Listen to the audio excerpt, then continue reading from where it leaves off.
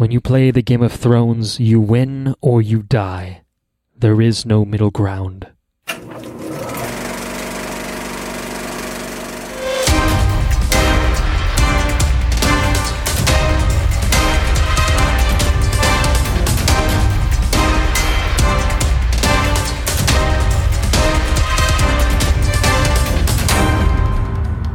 Welcome to Watch, Review, Repeat. This is the podcast where two best friends discuss the latest in film and television and then do it all over again the following week. My name is Colton Brown, and joining me is Andrew Meadows.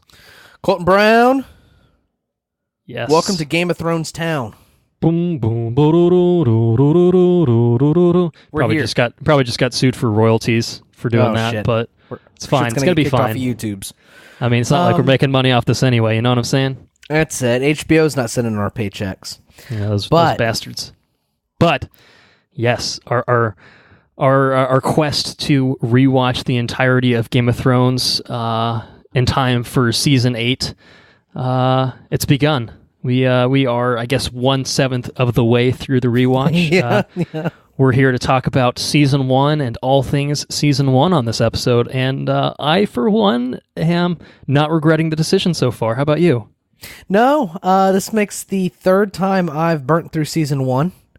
I've only seen through seasons 1 through 7 once, but I have. This is the third time I've started season 1. I think this is probably the 5th or 6th time I've watched season 1. Oh my goodness! Because there's times where I'm watching this, and we're gonna have plenty to talk about. Don't you worry about that, listeners. But there was times where I was watching this that I would know dialogue before it happened, and surprisingly, there was a lot of things that I'm like, oh, I don't really remember this, or there's certain things where I'm like, oh, this was something that they addressed a few seasons down the road, and I kind of forgot that they had kind of planted the seeds like that. But then there was a lot of just dialogue, and especially King Bobby B. We love ourselves some King Bobby B.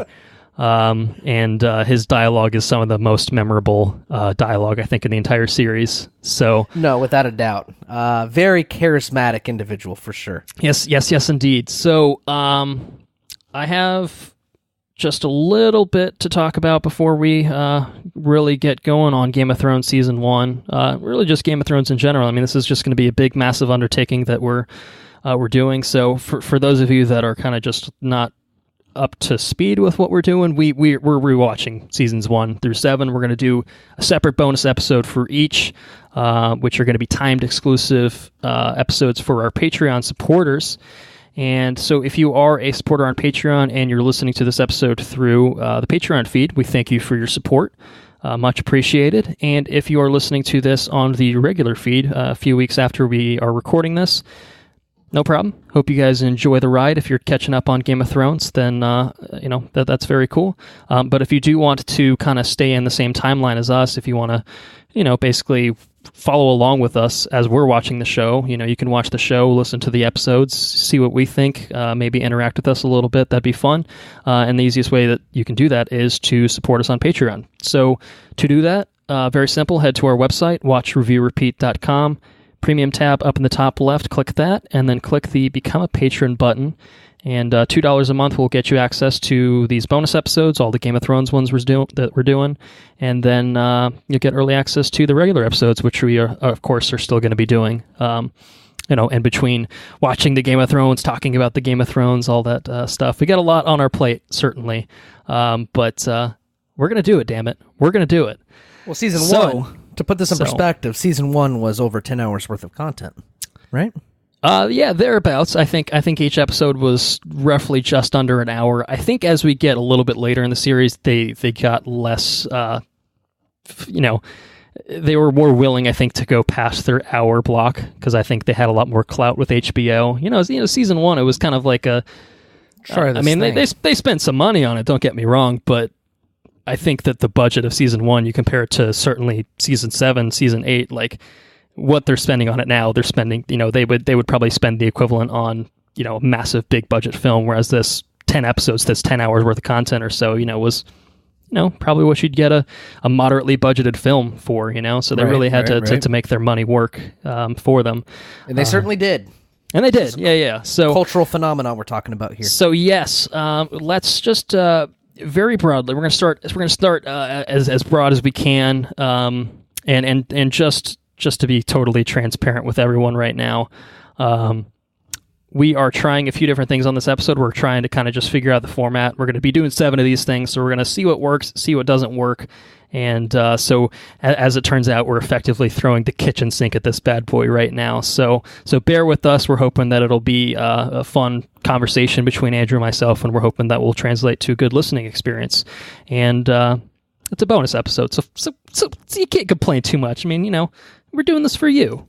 And because we wanted to watch Game of Thrones and have an excuse to do it and have a schedule to do it, and this is a good way of accomplishing that. So what are you going to do? But yes, very broadly speaking, let's begin with not quite a Game of Thrones. Let's begin even broader. Let's begin with A Song of Ice and Fire, courtesy of the man himself, the man responsible for all these wonderful characters, all these crazy plot twists, all these horrifying, scarring deaths to characters that we love.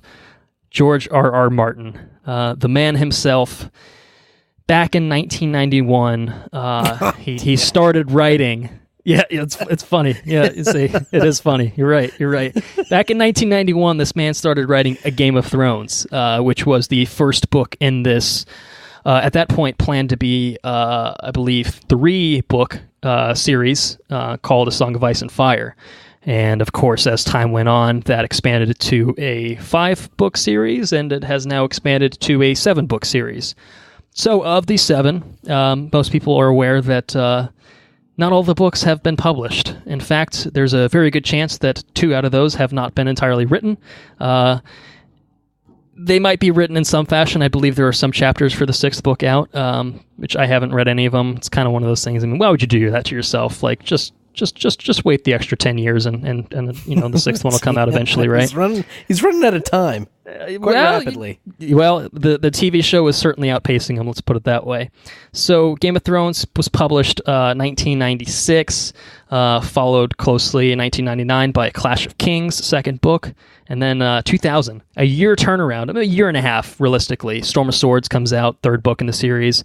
And then the delays start happening a little bit. 2005 brings us A Feast for Crows, which was intended to be part of this one big volume, but it got split. And the second part of that, A Dance with Dragons, was released in July 2011.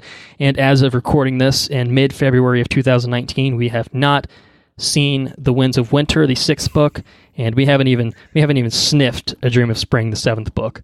Now, for anyone that happens to be listening to this, sometime down the line, you might be wondering, well, maybe The Winds of Winter is out. How do I know? How can I figure this out? There's a very handy way to know if The Winds of Winter has been published yet. Simply go to iswindsofwinteroutyet.com, and you will have your answer. And load it up right now. The answer is no. The answer is it is not out yet. So there's a real nice quote by one of my favorite authors on that website as well. Yes. So there's a handy dandy hyperlink there. We're not going to spoil the fun. We've talked about it on the on the show in the past before, but it's pretty great. So I encourage you all to click on that if you happen to find yourself on this website.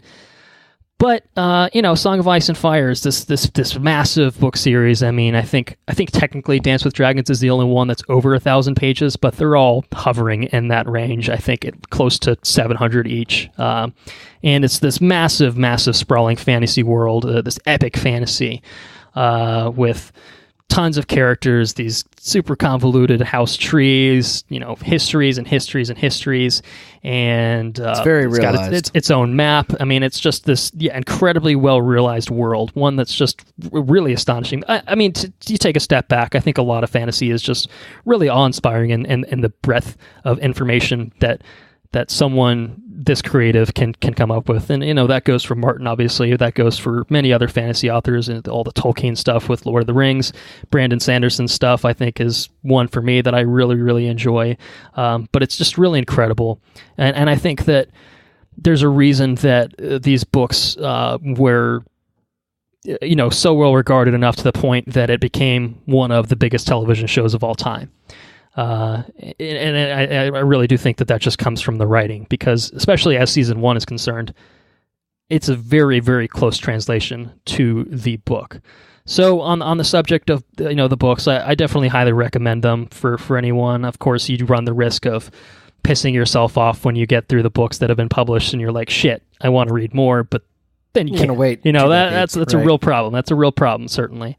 So I understand the desire to possibly wait until everything gets published, but that could be a pipe dream at this point. Let's put it that way.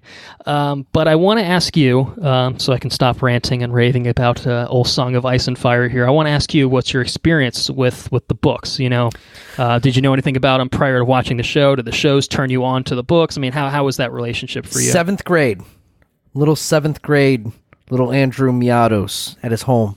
Andrew Miados, yes. I live under lock and key. I can't watch PG-13. I can't watch rated R movies. Some PG-13 movies are subject to debate. And I go over my innocent self. I go over to Colton Brown's residence, and his brother has read one of the most profound books that he's read at that time. I don't know. I'm sure he's read a lot more books since then. But I take this book and I stuff it in my backpack and I start reading it. This book is contraband. It says bastard. It's got sex in it. Lots and lots of sex. It's got bad words. And so this book is contraband, and I read it under the sheets. I read it at school. It consumes my livelihood. At one point, it's actually taken away in math class because I'm not listening. I'm just reading my book. And Game of Thrones really, really, really gripped me in a big way in 7th grade. It took me a long time to read it. I think it was a difficult read for me in 7th grade, so I'd read pages and stuff. It took a long time. By the time I got it back to Mr. Brown, Jordan Brown, the book was in multiple pieces because it had been stuffed in my backpack for months. So I ended up having to buy him a new copy of the book. But definitely, I would constantly go back because of the way it's written, and you get the hard copy of the book. I don't know if the soft copies of the book are the same way, but you get the hard copies of the book, and they actually have all the family trees in them, and they have the maps and stuff, so you can reference, when a character says they're here, and they reference somebody from 200 years ago, you can pull back a family tree and figure out who they're talking about.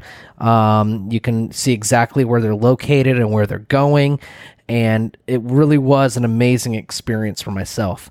I think I've read up to the 3rd book. I don't think I completed the 3rd book, though, for one reason or the other.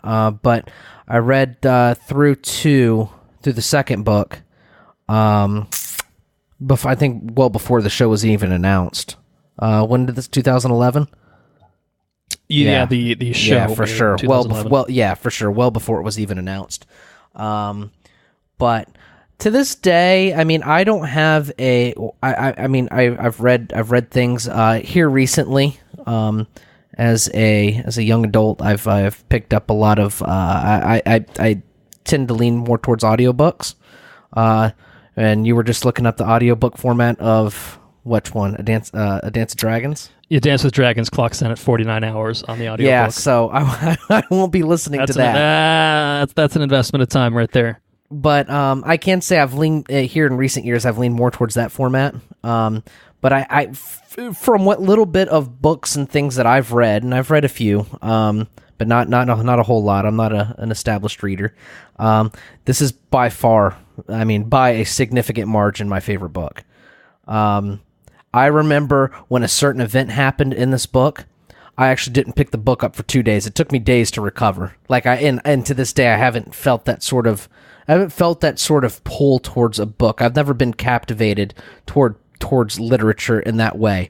But this book got me really, really, really hard. And it left a significant impact, and I remember everything about this book in a big way. I really, really adore it. It's so good. And to see it adapted the way it is, and like you said, it's very closely adapted. There's a few departures in the way characters are and this and that. But overall, it's very respective of the core material, the source material, and I think it does it a lot of justice. It really does. It's one of those few things that transcended. I think it transcended really well, to a different medium. So that's my hot take. Yeah. That's the Andrew version of the hot take. Absolutely. So it is worth mentioning. I think. Seven hells. I think it is worth mentioning that you were generous enough to replace Jordan's copy. I did say that, right? I did not say that I replaced his copy after. I know you've said it in the past. I didn't know if you said it just then. I might not have pickcked up on it. But I don't know. Regardless, I did replace it. You did replace it, so that felt was like very, shit, very but... kind of you. But I mean, obviously, it was pretty influential, and I think it was worth the wear and tear, worth the damage. I think. Yes, I'm overall. very, very happy to have experienced that. Right. So, yeah. One of the highlights of my young childhood was. Yeah. So I think just to briefly share my experience with the Song of Ice and Fire, I'm ashamed to admit I haven't read all of them. I haven't read A Dance with Dragons. I think it's been so long. I don't think I haven't read any of them in years for sure. I don't know if it. You read A Feast for Crows though, didn't you? I've read through a Feast for Crows, and I think that I probably read that around the time that A Dance with Dragons was close to coming out, or somewhere in that timeline. I think the intention was to just read them all in kind of quick succession, but I don't. As with many things, I often do not complete my intended projects. So I didn't do that. At this point, it is for me kind of a case of, well, I've got the TV show to kind of fill the void. My hope is that maybe when Winds of Winter, knock on wood, does actually come out, then the spark might be relit, and it might be the time to go back and just do a proper reread. Also, that said, undertaking though. I have time to watch, to consume visual media. It's hard for me right now, especially with school and everything, to like commit to reading while I'm not like I read for school, and then it's like the last thing I want to do is read when I'm not reading. It's right. kind of that catch-22. So one day, my goal is one day to certainly catch up with everything and get it all properly read, at least. But I have an immense fondness for this series, the whole series in general, show 2 as well, and that is also founded from my brother Jordan, who. As long as I can remember, I mean, he was a fan of this stuff well before the show was a thing, as you mentioned, and it had that kind of impact on me. I don't know if our listeners are aware of this. Jordan and I are effectively the same person. He's a smarter version. He's definitely smarter than I am. I concede as much, and I don't have any difficulty conceding that. It took us a while to realize that we didn't like each other for the early parts of our lives, but once we kind of figured that out, it was the whole Step Brothers thing of becoming best friends. So I was greatly influenced. This, the Game of Thrones, the Song of Ice and Fire period happened when we were the same person, and we had realized that. So I think a lot of his like really the way that he liked it just kind of rubbed off on me in that way. Right. So I think for the longest time I've had Kingslayer 360 as like my Xbox gamer tag and stuff like that. So, I remember when we did that. Like I still have like Kingslayer references going as far back as like a decade ago. You know what I mean? So. We actually, what was that video game with the Soul Calibur? We recreated all of the. Yeah. So I don't want to say that we're totally OGs with a Game of Thrones or Song of Ice and Fire, but we were definitely ahead of the curve a little bit. But for sure, I don't claim ownership over it because it's one of those things like it's really, really cool to see it embraced in this massive way on this just incredibly. Ridiculous scale with the amount of viewership that the TV show gets, the amount of love that is given to it, and it's just really cool because so often you see adaptations of works that just fall flat on their face, and this is something they just don't happen, or they just don't happen. That's true too, and this is a show that on the face could have been very difficult to adapt, especially as the seasons went on and things got much more elaborate. Like season 1 is pretty grounded, obviously they made good use of their budget, but it never really demanded that much out of it, but certainly as the fantastical elements of it ramped up, it was something that there was just no choice but to pump more and more money into this bad boy. So let's really talk about some Game of Thrones season 1. So this is where it all begins. This is where the massive event television series that we now know as Game of Thrones, that the world now knows as Game of Thrones, begins over on HBO. The home box office brings us season 1 April to June of 2011. It's been a long time. I remember when this came out. It's crazy to think that far back. We would have been out of high school, to be fair. But this would have been college time for me, work time for you. I guess there's been a lot of work time, but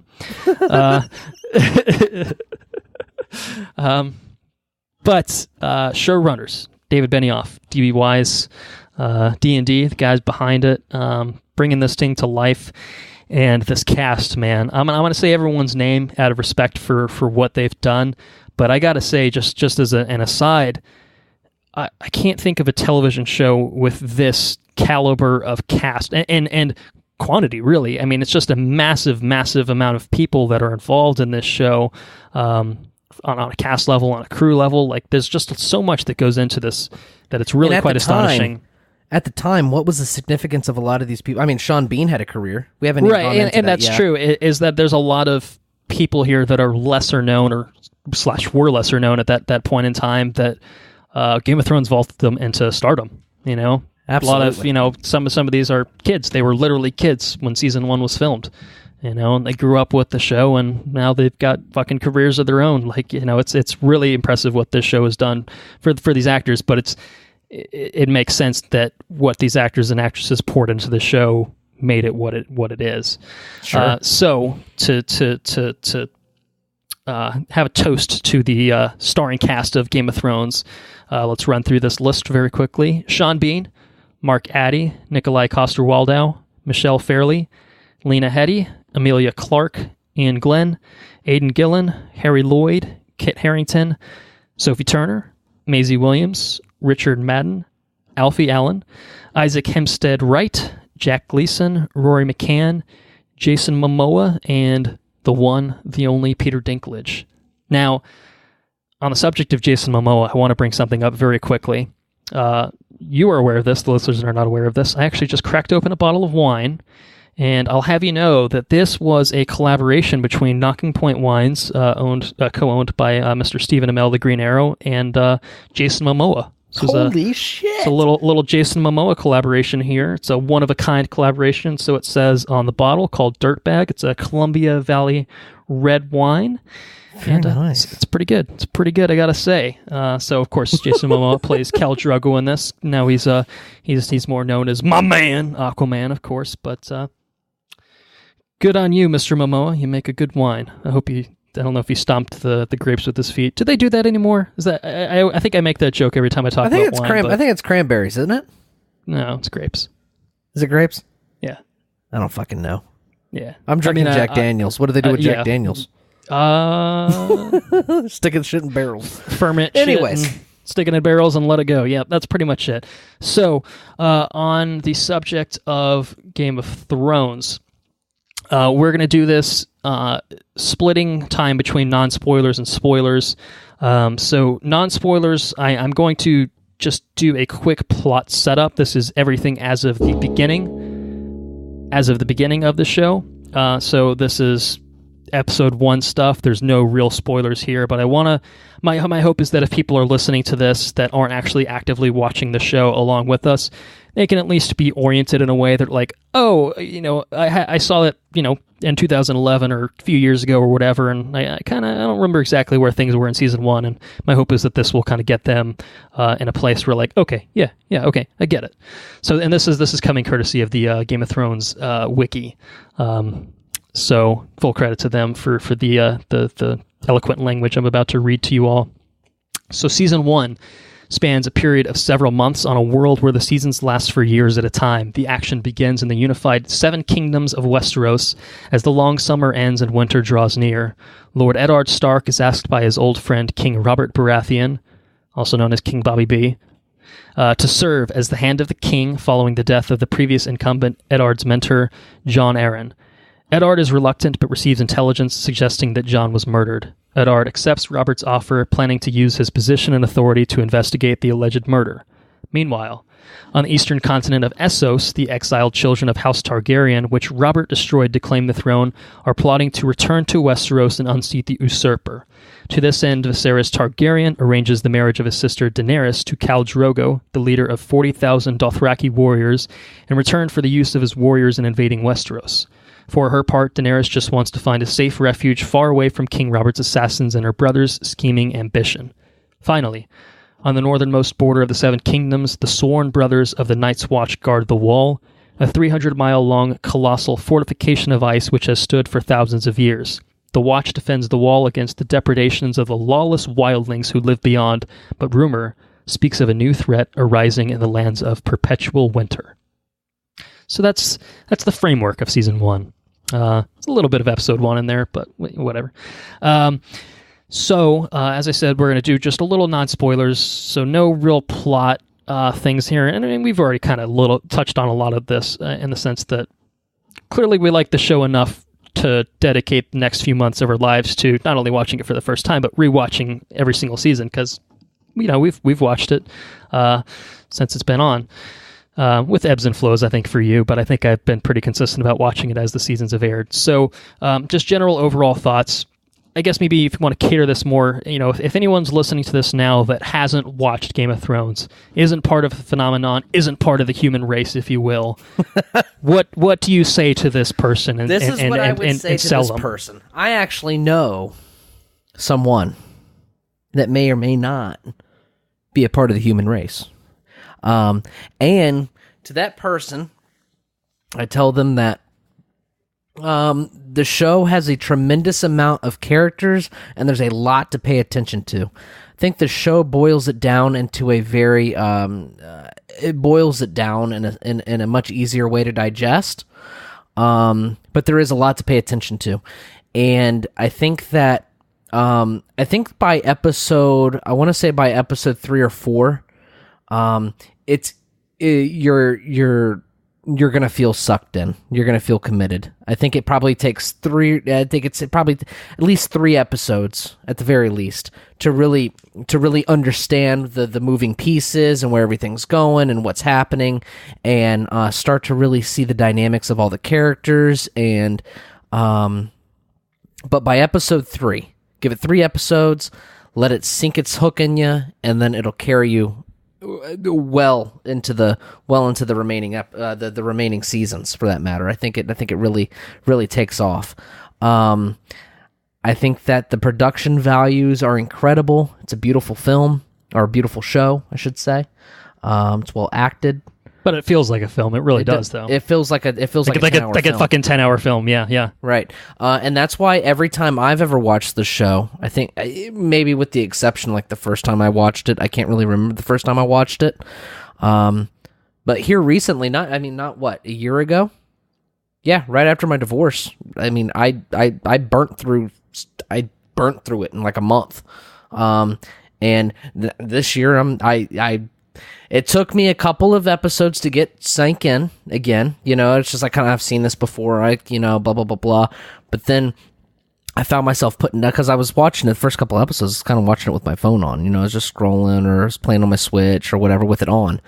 But I found myself putting the Switch down or put my phone down a lot more frequently. By episode 4, I'm not touching anything. I'm just glued. You know what I mean? So I think it's just especially if we've seen it so many times and we know what's happening, we know what's going to happen. It really does suck you in a big way. You care a lot about these characters, and it's amazing. I cannot think of another show. Everything's based on every form of media, and not every form of media, but like every show or more particular in shows, because characters follow seasons, right? But everything's based on character development and character growth, and just plot beats and just progression. And I can't think of another show that exemplifies that characteristic in film or television. I mean, it's just it's ridiculous, and a large portion of this is because we know where everything goes, right? But you can watch season after season after season of this show, and the growth, just everybody continues to. It really doesn't jump a whole lot, or anything like that. It's just continuous upward growth, or arcs. I guess they're arcs, but it's ridiculous. The show is absolutely ridiculous. It's an incredible show. That's all I can say. It's amazing.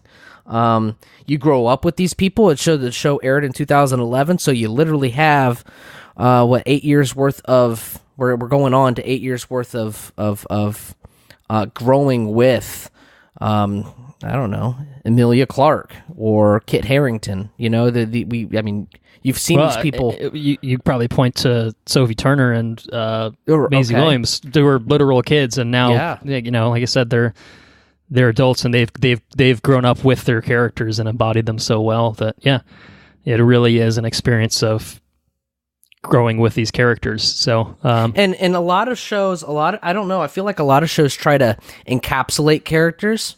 You know, like this is their characteristics, right? But I feel like with these characters, there's such an organic growth to them. Like the circumstances that they're put in and everything else, it's just a very organic, arc. It feels like they feel like real fucking people, man. Yeah, and I think that the reason for that, you mentioned kind of the circumstances that kind of, you know, force them to react in this natural way, and I think that that's a credit to really, I think, just the overall plotting of this show in general. And again, a lot of that is all founded in Martin's work originally, but it's just some of the most intricate plotting in any series I've ever seen. And, you know, the webs that they weave, and they bring it all together in just this really miraculous, this really, really satisfying way. Even in the bubble of just season 1, you know, there's lots of political machinations happening in the background, and it's just you can see it all kind of bubbling to the surface, and then shit kind of hits the fan at a certain point, and then that's kind of what you're talking about. Like I think that, you know, when you hit that season, you know, episode 3, episode 4 kind of mark, that's the moment where you're just like, okay. You know, and obviously, you know, we have somewhat of an omniscient viewpoint of like, well, we know what's coming, you know, we know what's going to happen. So it's interesting to kind of look at it from that frame, you know, that standpoint of like, oh, that probably wasn't a smart move, dog, or, you know, something, you know, right. Little things like that. But you can see like the gears moving around, and it's really, really interesting. It's so complex, and I think that can be overwhelming. I think the show is structured in a way where certainly in the first few episodes it's much more exposition heavy of like, hey brother, how's it going? It's going pretty well, sister, how are you? You know, there's a lot of that. Right, you know, right. So that it can kind of ease you into the world, and, you know, it feels a little bit tacky when you know it. But they had to kind of distill the product in a way that, you know, people like us that had no experience whatsoever, or, you know, people unlike us that had no experience whatsoever with the books at all, could still come to love this show. And clearly they were successful in that, you know, they crafted this show in a way that people, I think, that aren't fantasy fans like this show, because really at its heart, it's not a fantasy show. It's a drama. It is a drama through and through. Absolutely. Yeah. With elements of fantasy kind of sewn throughout. And I really enjoy that. I think that's what makes the show work so well. That's a really fascinating thing with just the IP in general, right? The IP, and I mean, just the premise of A Song of Ice and Fire, the fantasy elements, I mean, if anybody's seen any trailer, I don't think it's, I don't know, I don't want to get too and it's not spoilers. There's things that happen that magic and fantasy elements, fantasy tropes and stuff, they're pushed to the outermost limits of the continents of the world, right? So if you have people in Westeros, which is where most of the action happens, where all the kingdoms are and everything else, where all the political drama's at, they laugh at it, right? They fucking rumors about this and that. It's stupid. They're superstitious people, right? But magic's happening beyond the wall. Magic's happening on the far east continents of Essos or whatever, you know, and it's so secluded, and it's so almost like real world stuff, right? Like you hear about witchcraft here in America or whatever, right? It's like, fuck, it's just stupid shit, right? We got science, we got this, we got that. It's pushed out of the outermost recesses of our mind. We don't give a shit anymore. It's very much like the world of Westeros.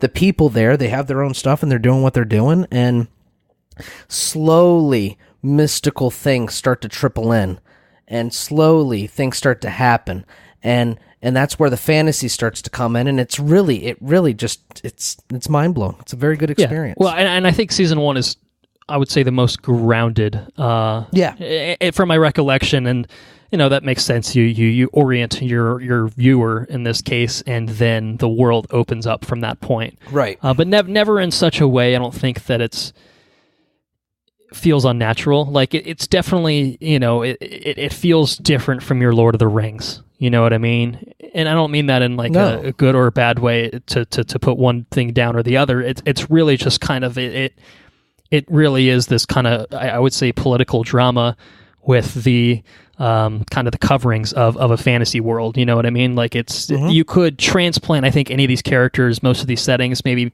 tweak some words here and there. You could set it in the White House and it probably wouldn't be that far off the mark. Right. No. Yeah, sure. You could. I mean, you need a lot of tinkering to get it quite that far, but the core of it is there's real drama here. There's real people at the core drama, of everything. Right. Those are the stakes aren't in the people. The stakes aren't in, the magic and the fantastical elements. No, and then obviously that again that gets played up the longer the series goes on and the longer these bonus episodes go on. We'll dive into that a little bit deeper. But for now, season 1 it's grounded. It's really designed to be an approachable introduction to this world for viewers, and I was enamored from the get-go. Of course, I guess there's a risk with the book readers. Sometimes they're purists, and it's just like, well, this isn't how the book did it, and they definitely drift as the series goes on. But this is extremely faithful. There's very little, I think, diversion between the first book of Game of Thrones and the show Game of Thrones, and I think that works because, I mean, the book was damn good, so there wasn't really a need to mess with a whole lot of that. But at the same time, they did a damn good job of adapting it because, again, that's a difficult thing. It's hard sometimes to pull that off, and I think they really did it. So my non-spoiler pitch, since we've got some stuff to talk about in spoilers, of course, my non-spoiler pitch is, if you're scared by the prospect of this show, maybe it's a genre that you're not totally thinking you're going to like, it's definitely worth a look. It really is. Obviously, I would probably cite the fact that it's so popular. I mean, this is my shit. It's your shit. There's no doubt about that. You know what I mean? Like, so we're primed for this sort of thing. But the fact that you talk to your coworkers or schoolmates and stuff like that, and maybe people you never would expect to be like into something like this, love it, man. And I think that's really proof positive that this is a show that can kind of expand the boundaries of what you might expect to like out of a television show. So I say give it a go, big time. And HBO, I feel like I've sold it pretty well. So I think Andrew's done a pretty good job. So if you could just send us over that cheddar cheese, we'll appreciate that very much. So yes, it's great. Production values are phenomenal. Cast is phenomenal. I'll just use phenomenal for everything. Characters, phenomenal. Plotting's phenomenal. It's really just a phenomenally well-made show, and going back to something that was made now close to 10 years ago, weird to think about, it holds up. It absolutely holds up. Yeah. And in the scheme of things, I mean, this is a damn fine season of television. Absolutely. So let's move over to spoilers. Sound good? Yeah, sounds good, man. All right, so we're going to do full spoilers for the entirety of Season 1 of Game of Thrones. If I haven't said it already, our hope is that we will not spoil too many things in the future. We're trying to keep this relatively focused on Season 1, but bear in mind we know what happens. So it's hard sometimes to compartmentalize that sort of knowledge. But our goal is, if you're trying to either watch it for the first time along with us, or if you're rewatching and you haven't quite made it through the later seasons, or you don't remember the later seasons, I don't want to like totally tip everyone off to everything that happens. And there's plenty of content to talk about within the body of Season 1 itself. But you've been warned that if it happens, it's a slip, and it's just the way it's going to be. So in terms of spoilers for Season 1 of Game of Thrones, what's your immediate takeaway from the third time through? Like what are the big things that you kind of picked up on this season, or not necessarily this time around, but even if you can go back to the first time you watched it, like what was like the big thing where you're just like, fuck. There's a lot. I'm sure there's a lot. So I mean, the immediate thing is the end of Ned Stark. Yeah, Eddard Stark. One of the few shows that kills off its leading actor by the end of the first season, right? I mean, can you think of anything that's done anything like that? I mean, it's a pretty fucking bold storytelling choice, and of course, again, that was founded in the novel. But I think it's different when it's in a TV, version of it. You know what I mean? You kill a character in a book. I guess. I mean, it's still pretty crazy, but like. I'm trying to think of anything that's quite like it. Like for a TV show, which you would expect to air for seasons and seasons, like even that's, I think, more extreme than a movie where you kill your main character off at the end of your movie. Like that's usually a shock too, but it happens. It happens sometimes, but it doesn't really seem to happen too much in TV shows. Not at the end of the first season, I wouldn't say. Yeah, no, they fucking killed him off. They didn't even kill him off at the end of the season. They killed him off at episode 9? So yeah, that was a big holy shit moment. I tell you what got me hyped up, and maybe it's because I know Danny's story arc. Sure. Mm-hmm. But more so than I can remember previously watching it was when Khal Drogo promises his wife the Iron Throne. And it was a fiery speech, and it comes right after the attempted assassination of Danny, and I don't know. I got that gave me goosebumps when I watched it this time. Anyways, yeah, you know what's really impressive about that is, so Jason Momoa did that whole thing in like Dothraki. The whole thing was in a Dothraki language, and there's special features on the Blu-ray. There's like a whole little thing about creating the Dothraki language. Right. And there's an interview with this guy who literally just created the fucking Dothraki language. And it has, I forget his name, but like its name and then the subtitle is language creator. That's this man's profession. This dude creates languages for a living. Like, what a fucking world we live in. And it actually got me thinking. I'm like, shit, I could learn Dothraki. And then I'm just like, why the fuck would I learn Dothraki and not learn fucking Spanish and French and Italian or, fucking languages that people actually speak or whatnot. But anyway, yes. So yes, very fiery speech. Well delivered, very well delivered by Mr. Momoa. Probably like the one time in the fucking entire series that he gets any actual dialogue to chew on. But he does have that one badass fight though, where he rips that guy's tongue out. That was kind of crazy. Because up until that point, you don't really ever see him really fight. Right, you just see the ponytail signifying that he's never lost one, but you never see it. Right. So when I think it was one of his blood riders, right? Or was it one of his blood riders? Yeah, gets pissed off. Because he's not feeling Khaleesi's commands, I think. Yeah, so he ends up walking into that fucking sword and it cuts his chest. And he says, "Fuck you." He does all those dancing moves, and he doesn't even have his own blades. He dumps his blades in the fucking dirt. Yeah, he deliberately takes them out and dumps them. Yeah, that's badass. Oh, man. Super badass. It's incredibly badass. Yes, it is. Another incredibly badass moment. I'm going to go on and on if you just let me. But, so... I got all night. I'm here all night. We hear that Jaime Lannister is the fabled Kingslayer. Mm-hmm. You see him kill a child in episode 1. Attempted to, right? But you don't really see him do much of anything. And you have Eddard Stark. Eddard Stark is an older man. He's very passive. He's very, he's just a very solemn character. They make one passive pass at each other while they're, I think, in the throne room. But there comes a point, and I think it's in episode, is it episode 6? I think you're talking about their duel, the confrontation. Yeah. I want to say it's at the tail end of 5. Tail end of 5. Okay, where they're fighting each other, and that was incredibly badass because you kind of up until if you're first time watching this, you don't know what the fuck's gonna happen. Yeah, what the fuck's gonna happen to Ed? What the fuck's gonna happen to Jaime? And they're fighting and they're dueling, and Eddard can throw a fucking sword around, man. Like, you don't expect him to be able to duel one-on-one like that with Jaime Lannister. Yeah. I think if you're the naive viewer that doesn't know the history of it, then I absolutely see and agree with that point. But what's interesting about this is totally taking it in a different direction. So okay, you could pull it back if you feel free to.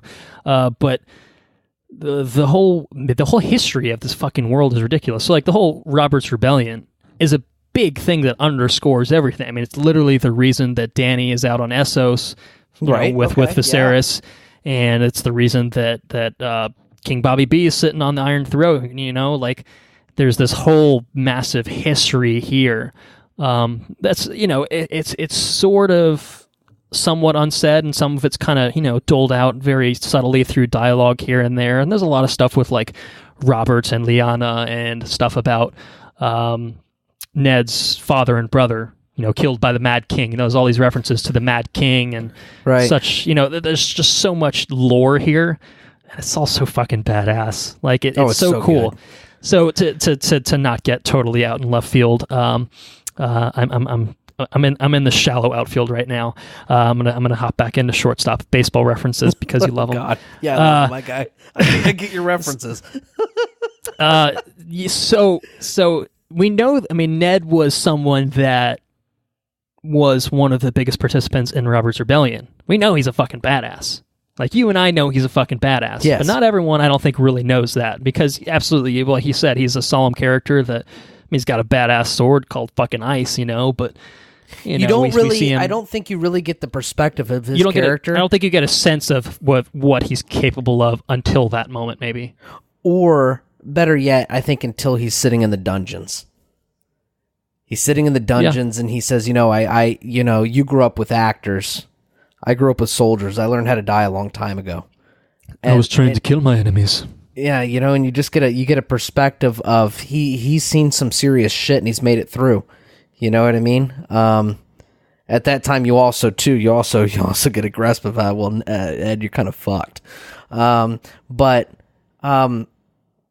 seeing him dish it out was pretty cool. I mean, it was actually really cool. And it was interesting to see the literal swordplay between them two, in the sense that, like, Ned he seems like a very direct fighter. Like, he's not fucking around. Like, whereas Jaime feels like he's being very flowery with his moves. Like, he's almost treating it like a dance, like he's in a way he's almost toying with Ned, but at the same time, don't want to fuck around. He doesn't come out on top because of his amazing swordplay capabilities. He only comes out on top because his asshole guard, stabs Ned in the back of the knee. Right? Yeah. Like, he stabs him and like, you fuck? I mean, I understand walking up on him and clocking him out.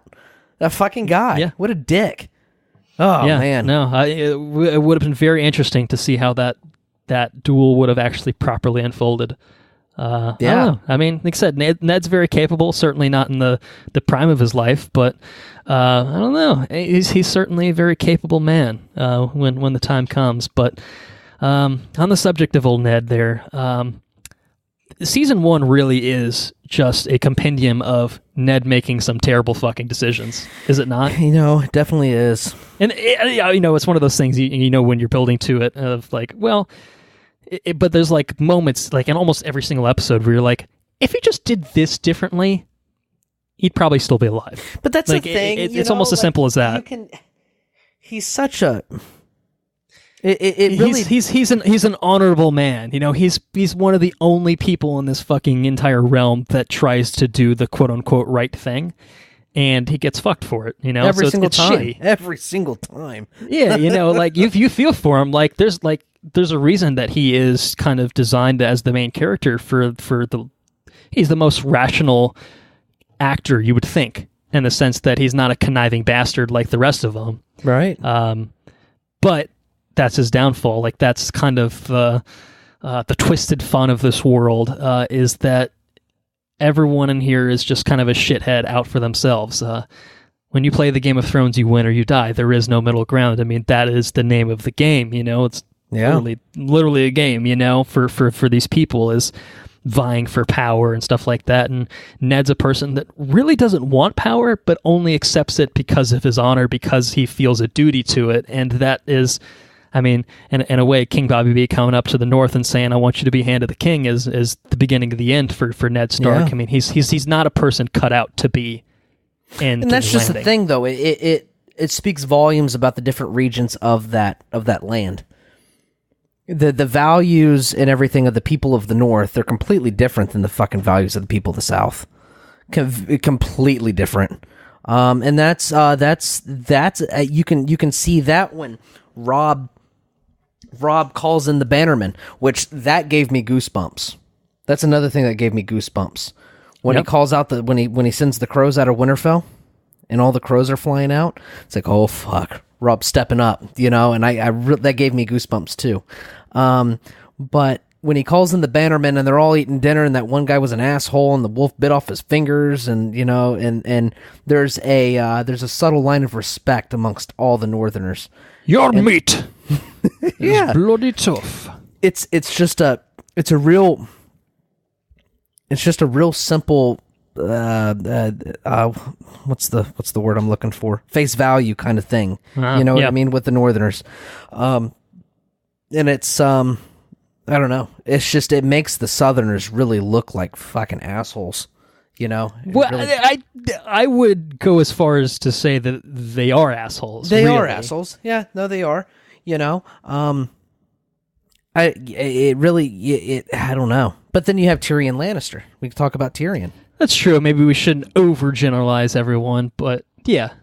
Yeah, well, I think, honestly, I'm content to just talk about kind of characters and their journeys throughout the season. I think that may be a good way to really kind of walk through some of the biggest points of the season. So let's slide over to Mr. Tyrion Lannister, the imp, Hoffman, who is perhaps the only likable Southerner. Maybe there's another one there. I don't know. I'm looking at the list very quickly. I'm not sure that there is. So Tyrion Lannister... easily a fan favorite character for good reason. Portrayed brilliantly by Peter Dinklage, and he seems to be the only one that has. Well, he seems to have kind of I don't know how to say it. I mean, he's easily one of the smartest characters in the show. He's the cleverest one. He admits as much as that. He has to be. You're right. He cannot physically be a knight. He cannot be, part of the King's Guard the way that his brother Jamie is. What's the saying? Do you remember the quote? Something about whetstones and books. That's it. A sword needs a whetstone like a mine needs a book, or some shit like that. No, that sounded good to me. So I'm not gonna challenge you on that. But absolutely, I mean, it's evocative and it's true. Tyrion is an absolutely fascinating character, and he goes through a bit of a rough and tumble throughout this season, doesn't he? And he outskirts them all. He does. Yeah, well, he has a little. He's got luck in one. He's got luck in one situation. He's got luck and he's got gold. So a little bit of both helps, especially the gold. The gold definitely helps. The gold sometimes tilts the luck in his favor, as is the case, I think, with Bronn championing him. Right? I know how to say that word. Don't worry about it. So yeah, it's fun because we track him on the wall, and I think really this is just a broad observation too. Season 1 is one of the few times that we see a lot of these characters interact. Like episode 1, all the fucking Stark kids are in Winterfell, and by the end of the season, the Starks are in dire straits. You know what I mean? And yeah, they're all fucked they're spread out all over the place, or some are missing their heads, just one. But, everyone's having a real shit go of it, or they're at war, or like Sansa's having a fucking hell of a time in King's Landing, basically. Hostage, yeah. Just, being held hostage and abused by a shitbag king at that point. So like Tyrion, I drifted. I forgot exactly where I was. I apologize to our listeners. They're probably like, this dude needs to slow down on the wine a little bit, methinks. There's a lot to talk about, though. It's hard to talk about. It's partially the wine, and it's partially just the Game of Thrones getting me like overexcited, so my brain's kind of jumping around, like it's skipping a few spots here and there. So Tyrion, he goes to the wall. It's enjoyable to see his journey through the wall, coming back, I guess, basically down his eventual capture by Catelyn and the Eyrie. Eyrie is a great set piece there, and God, Lysa Arryn is a ghastly woman. I will say that. Yeah, she is. Fucking, oh God. There's certain things you just watch this show and they just piss you off. And like, Lysa Arryn and Robin Arryn are two characters that I'm just like, oh God, these are the worst. Shits. Oh yeah, God. Shits. I'm hungry, mommy. Bow, you shits. That's it. An inspiring sight for the people. They're fucking crazy, those people up there on top of their mountain. They're nuts. Yeah, so Tyrion, I think I stole your thunder a little bit. He goes on an interesting journey, eventually ending up in fucking battle, making friends with Shagar, son of Doth, and the like. But did you have a thought you were thinking of when you brought up Mr. Tyrion Lannister? Yeah, so the spot that you've outlined his I don't know, his journey, I guess, throughout season 1. But at one point, his high point, I think, of season 1 is when he gets the acknowledgement from the father that he is from a father that apparently has shit on him his entire life. Right. But he gets acknowledged about his wits and about his ability to just, I guess, use his brain, I guess. And he gets the second highest honor in all of the realm. I mean, his father sends him in his stead to be Hand of the King. And to whip essentially his older sister, or his baby sister, older sister. Whip his older sister in line and to fucking just rule instead of his nephew, and to pretty much take that whole situation by the horns and correct the ship. And that's a high point of his thing, of his story in season 1. And he goes in, and here he is, and I think this is really the testament to his character. That and giving Bran the saddle. I think that was a testament to his character. But he's sitting in the small council room and knowing full well what it sounds like, talking about undead people rising from the grave and attacking others and everything else. He still vouches for the Night's Watch. Which I think is a huge deal, because he knows how that sounds. He's not stupid, and I think that was I think he's got a couple of very subtle. He has to be subtle about it, because when he's not subtle about his vulnerability as a character, I think people take advantage of him. Which he's mentioned that multiple times. Did he mention it multiple times? I think he did. He told the story, when he met Bronn and his lady friend. I think they were talking about it. Yeah, the Tysha story. Yeah, so he's a very vulnerable character, but he armors it well, and armors himself well. He actually tells Jon at one point, know what you are, and no one can use it against you. And I think that he uses that to his advantage, and I think he is an incredibly compelling character. He has an incredible story arc throughout the series. Along with Dany, and he's a very likable character. I think I find him to be likable. Yeah, absolutely. I said he's easily a fan favorite, and for good cause. You mentioned Dany, so she has quite the transformation, even I think within this season, and obviously we definitely see that throughout the series again. But she's kind of this naive girl in the beginning, and she kind of hardens throughout and embraces the role of Khaleesi. And it's really interesting to kind of see her, especially in the very beginning, see her with the fucking shithead brother, Viserys. Oh my god, fuck that guy. Oh man. You've wakened the dragon. Have you? Fuck you, dude. Oh man, that fucking shit. He is absolutely a shit. But no, like Dany, Dany's never been one of my favorite characters overall, I wouldn't say. I've usually enjoyed her storyline, but I've always found it so peripheral to the story at large that it was almost hard to care, and I think that's more evident through probably the middle seasons of the series, whereas here it's kind of like, well, it's kind of this lingering threat on the outskirts, and you have that moment with Drogo's speech where he's just like, I'm gonna fucking take that Iron Throne for you, whatever, and you kind of in that moment, I think if you didn't know anything, it was. If you didn't, just straight up watching the show, you're like, oh shit, it's happening. Like, episode 10, fucking Dothraki are showing up on the Westeros shore, the Westerosi shores, ready to kick ass and take names. And, this isn't that show. It's just it's a very slow burn. It's a slow burn, absolutely, but it's something that, it's I guess it's a synonym, really. I was going to say it's methodical, and I'm like, yeah, I guess that just means the same thing, really. But it's a show that I think gives weight to every little thing that happens, and especially in season 1, I think because it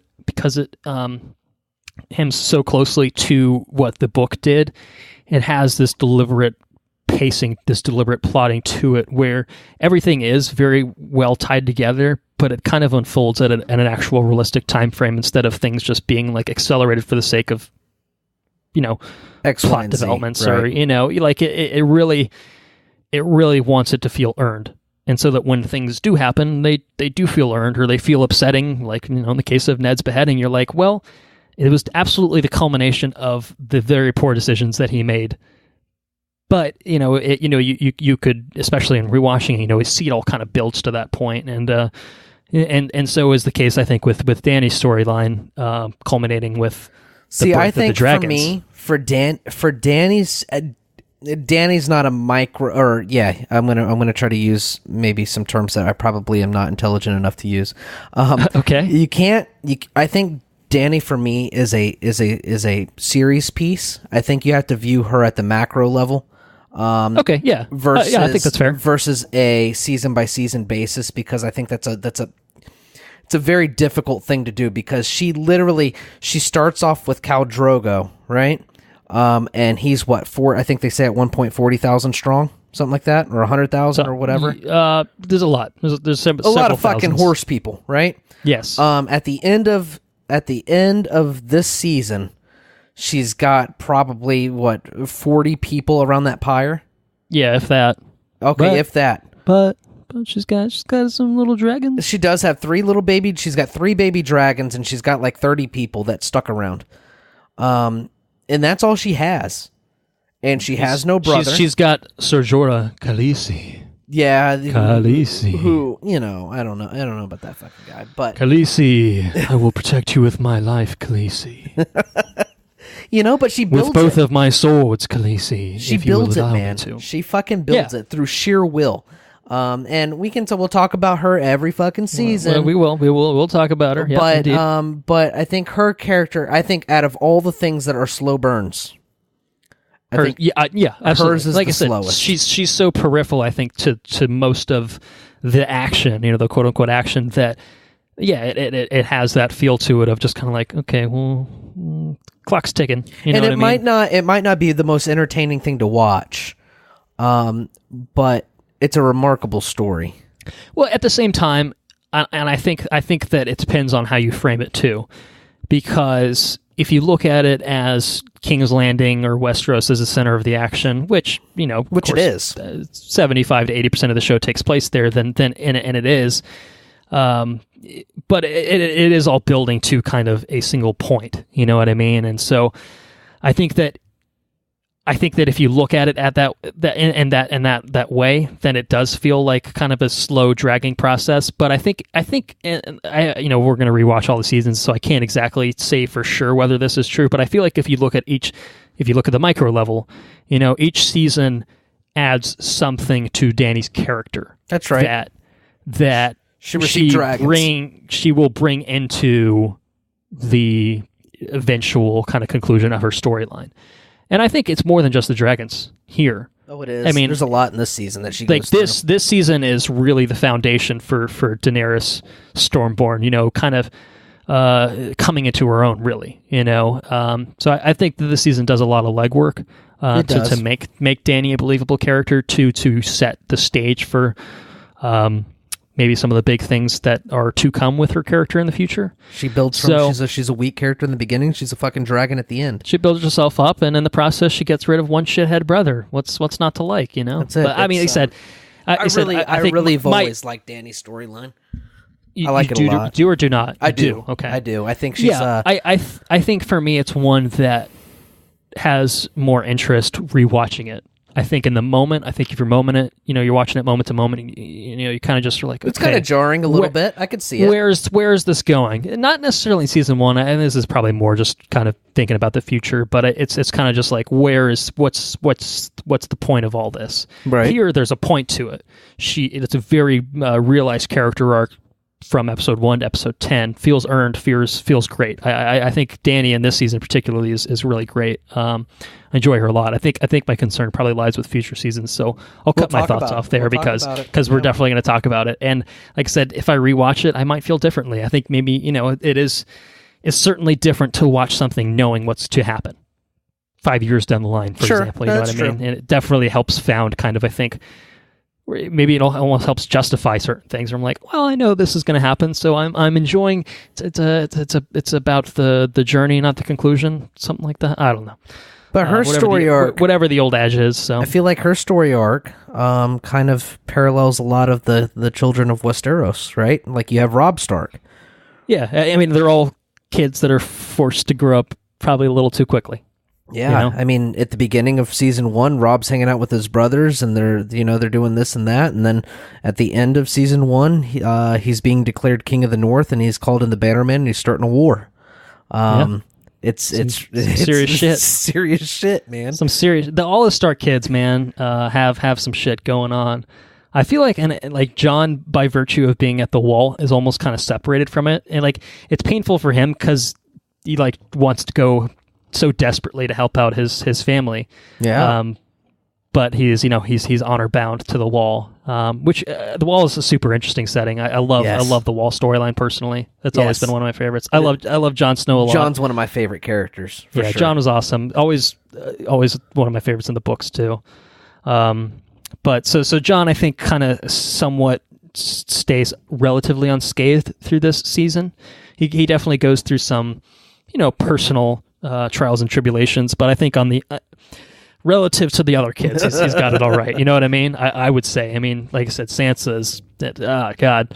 Like, and I know Sansa can be a grating character at times, but goddamn, does her character go through the ringer? Like, it's hard to it's hard to fault her, I think, really, and especially in season 1. Like she just gets shit on.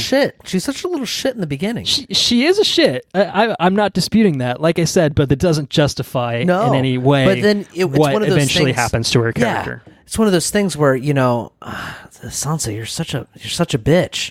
Like I don't like you. I don't like you at all. And then something happens. Like, oh fuck, that was pretty rough. And then something else happens. Like, oh shit.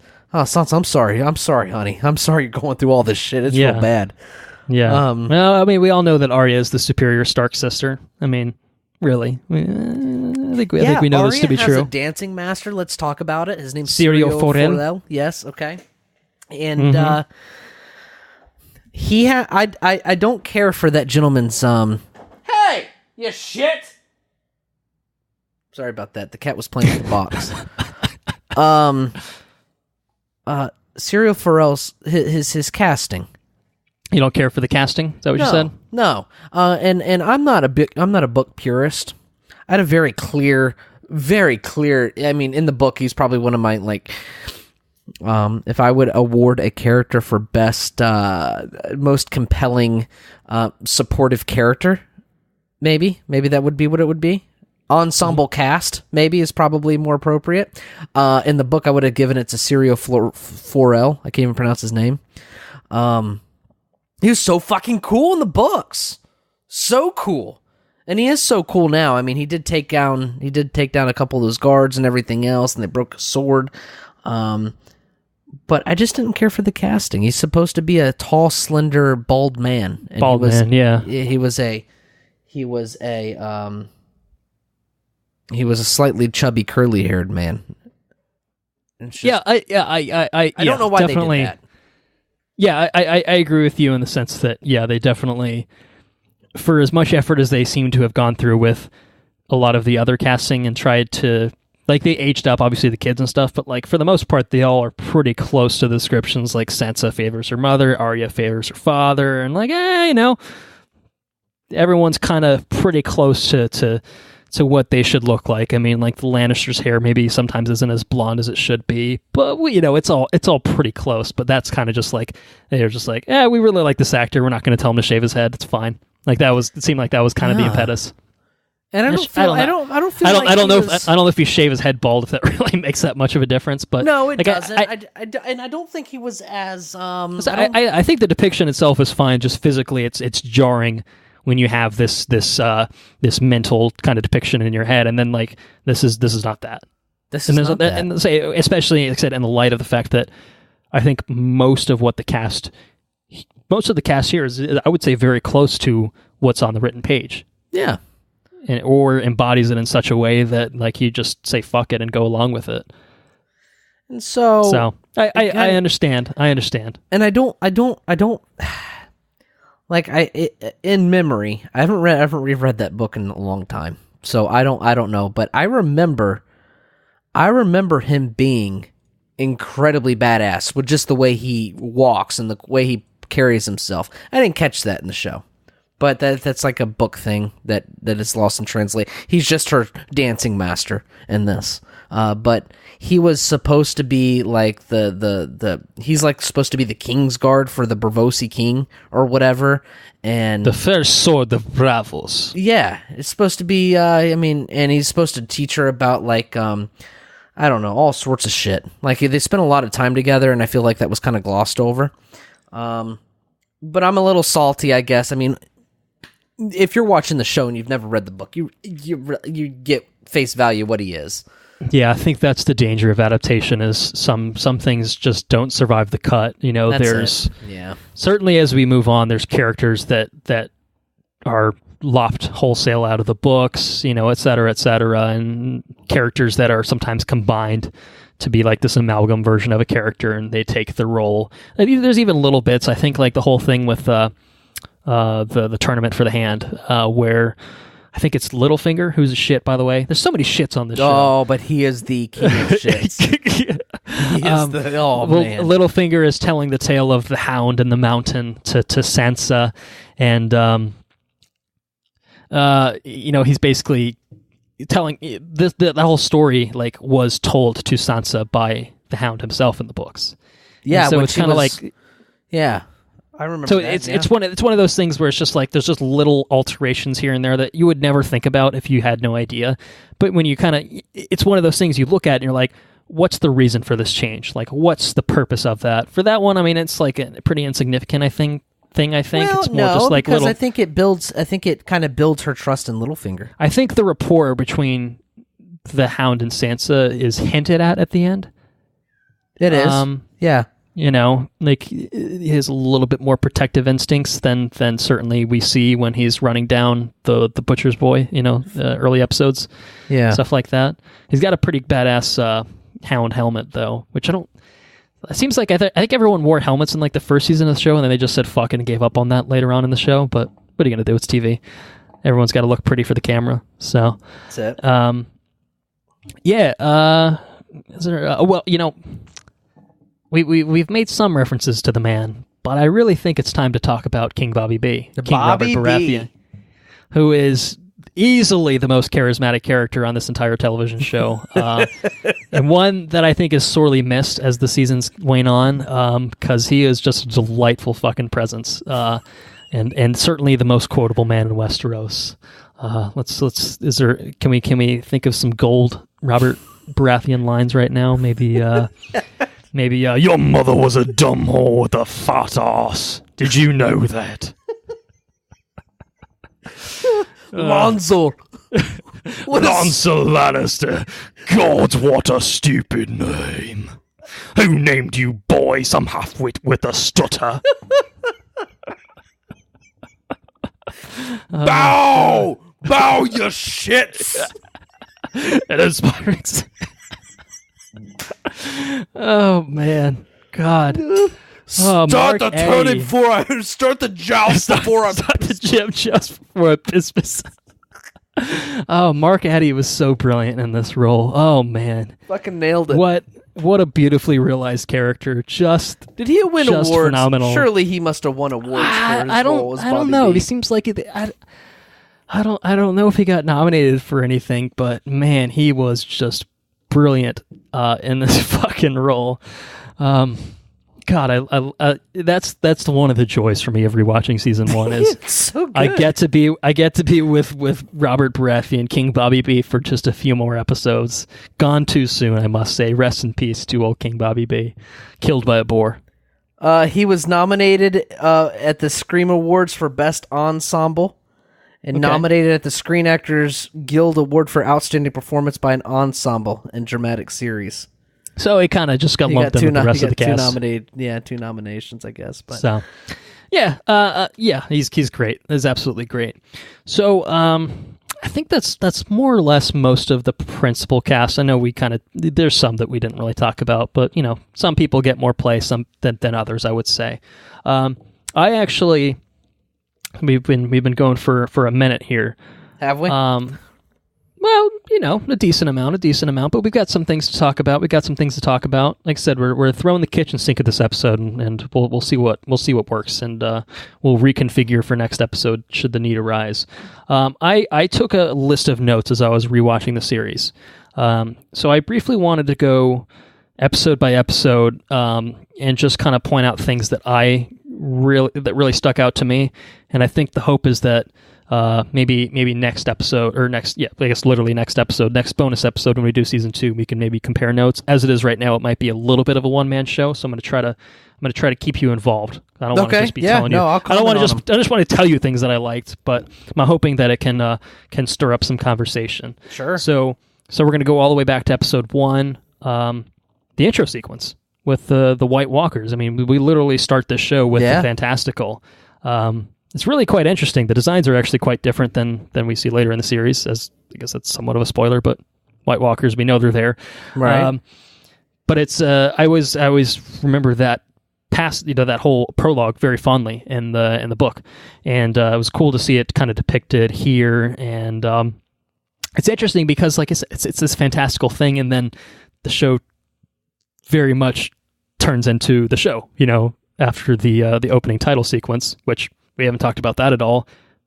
Fucking ridiculously amazing. The theme music, I guess we did in a way. I in the way got they did sued the for little royalties. map. Right. Yeah, the map is really, really creative, really cool. Ramin Djawadi's score throughout the show in general is brilliant, but particularly the intro sequence is an all-time TV title sequence. I like me some TV title sequences, I have to confess, but this is a good one. The very existence of like the skip intro button on Netflix offends me to my very core. It offends me to my very core.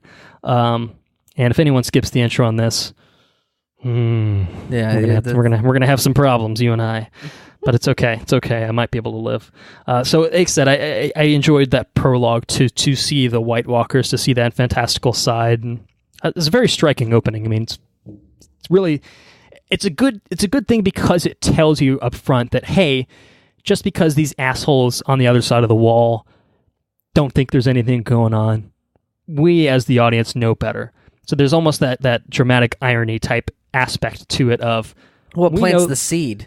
Right, it plants the seed, but it immediately alerts us to the fact that, hey, there's actually some real shit going on here. And of course, in a way you could look at it as bookends of White Walkers at the beginning, and then you close with dragons, so like you see the fantastical kind of coming to the forefront a little bit, whereas everything in between those bookends is more or less just, I fuck my sister, and you're a shitbag, and I'm gonna rule. I want to rule, and fuck you, and fuck you. It's kind of the bottom line of it. Big fan of incest in this show, and sex position. They like them some sex position. There's lots of sex position in this show. Don't have your kiddos around when you watch this. Watch this show. It's not a show made for the kiddos. Let's put it that way. So yes, moving on, I talked a little bit about the Starks being happy at Winterfell all together. It's a nice moment. It's nice to go back to simpler times, I would say. The dire wolf and the stag. So we didn't talk about they find the dire wolf pups. Yeah.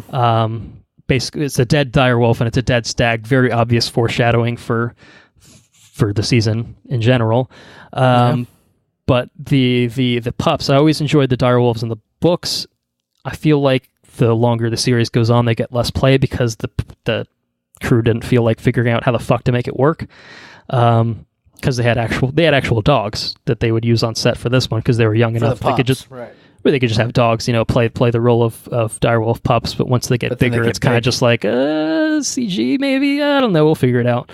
But I always enjoyed the actual literal imagery of basically I think it's a direwolf that has like the horns kind of like sticking out of its side, maybe.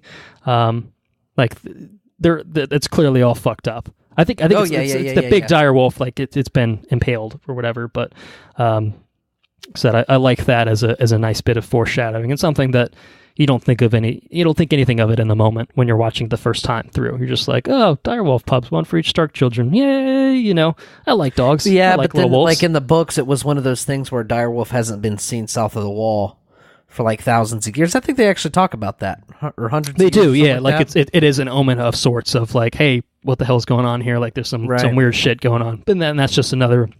That almost feels like a carryover of the White Walkers. It's just like, but it's kind of glossed over kind of quick, and like don't make a big deal about That's what I mean. Like it's there, but unless you know to read into it, you're not going to think anything of it. So that's cool. A lot of the stuff with Lyanna, I thought was good with Robert visiting her in the crypt. Interesting stuff. Certainly sowing the seeds, which we'll talk about that more in future episodes. And Jamie the asshole, tail end of episode 1, pushing out Bran. The things I do for love. What a dick. Yeah, Jamie is an absolute fucking right prick in this season here. I like Nikolai Coster-Waldau as this character a lot. I think he does a fantastic job, but I don't think they're going to be cast for that. I think he's awesome. I think he does a fantastic job with the character, but season 1 Jamie is a fucking prick. There's no two ways about it. I know that my gamer tag is Kingslayer. Let's just say it wasn't founded upon his season 1 character, okay? Although I do think he's a badass, but he's I don't know. He has a lot of growth too.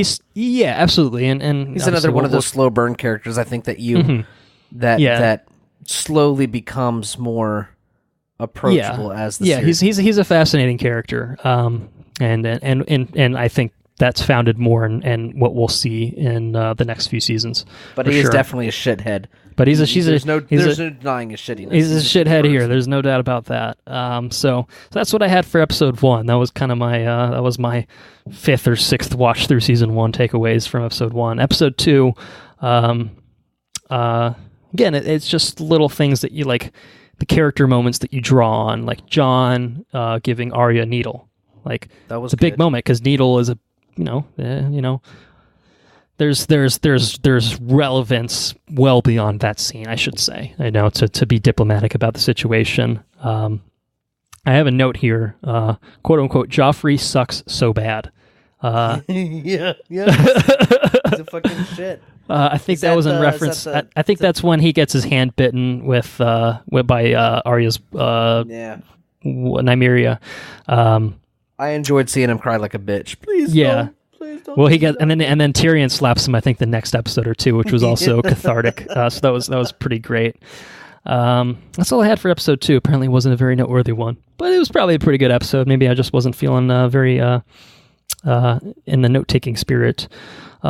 Episode 3, I had something about the long night. So old Nan's telling Bran the stories as he's in bed. Yeah, that's good. That's the lore coming. Do you know fear, boy? You think you know fear? You're right. I really enjoyed just. It's one of those things. Like in the moment, like you probably don't think anything of it, but you go back and you listen to. You're just like, she's talking about like the White Walkers and the Long Night, and I'm like, well, that's pretty cool. Also, I think the prequel series may be set in that time period, the Long Night. Okay. I could be wrong on that, but that would be pretty badass. I mean, there's so many like places they could go with the lore. If they could make fucking 30 spinoff series and get away with it. And people, my happy ass would watch all of it. I would eat it up. Oh yeah, no doubt in my mind. But like I said, it would be very cool if they did decide to explore that. The end of episode 3, another strong ending. It's when Arya is training with Syrio and Ned comes out and watches, and then it's it's wood clanging against wood, and then it slowly transitions to metal against metal, and I'm just like, that was goosebumps for me. Definitely watching that. That was really good. That's definitely a knowing what's to come kind of thing. I would say. Episode 4, the Three-Eyed Raven. I think it's our first look at Bran and the Three-Eyed Raven. They're sowing seeds, man. They're sowing some big seeds. 6 or 7 seasons ahead of time. I mean, that's like right.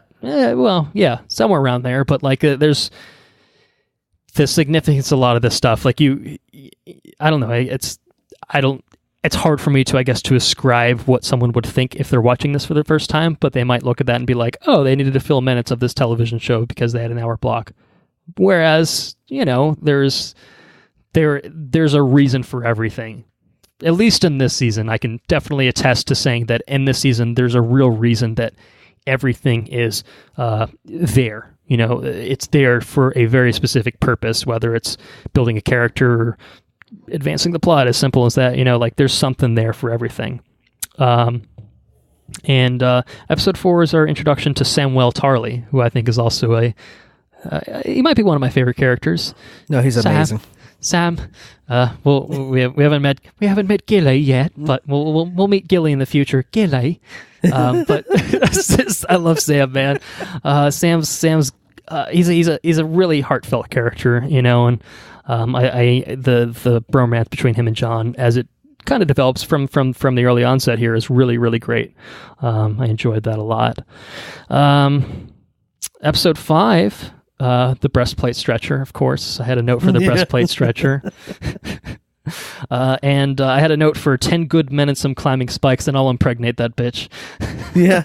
No, Bronn is another character who I think gets more play in the TV show and the books than in the books, and that is a brilliant decision.